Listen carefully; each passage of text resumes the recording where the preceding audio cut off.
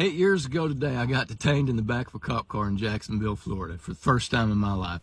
I am there I go to this place to pick up some stuff from this like electrical warehouse. I'm sitting inside waiting on the guy that they told me I'm supposed to talk to. I'm sitting on a little stool like you're in an old hardware store, you know. And a cop walks in, he talks to a guy behind the counter. He walks out. They're just joking around, cutting up, and the cop walks out. A few minutes later, two cops walk in. That cop and another one walk in. They walk up to me, and one of them says, "You don't have any weapons on you, do you?" I thought he's joking, right? And I'm like, "No, but I see you do, you know." I'm laughing. I'm laughing. They weren't laughing. He says, "Do you mind if I pat you down and check to make sure?" I'm so confused. I'm like, "I guess so." I stand up, and he pats me down, and then he says, "Do you mind stepping outside with us?" And I'm freaking out now.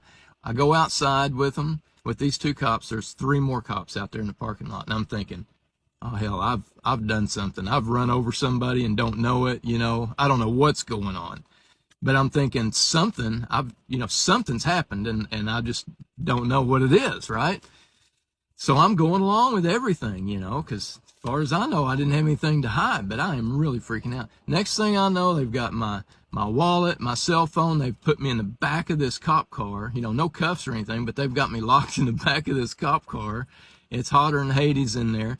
And all these cops are swarming around talking and stuff for 20, 30 minutes while I'm back here absolutely freaking out.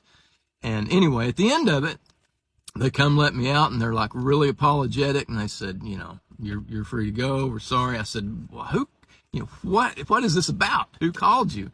I said, was it the people at this place that I'm supposed to be picking up at?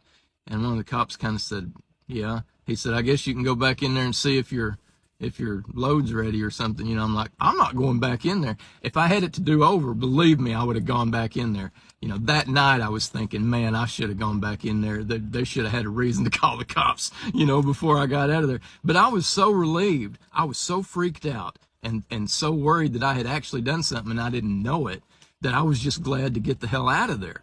You know, I regretted it. After I left that night, I regretted it so bad, and I have ever since, that I didn't go back in there and just find out exactly what that was all about, because I still don't know.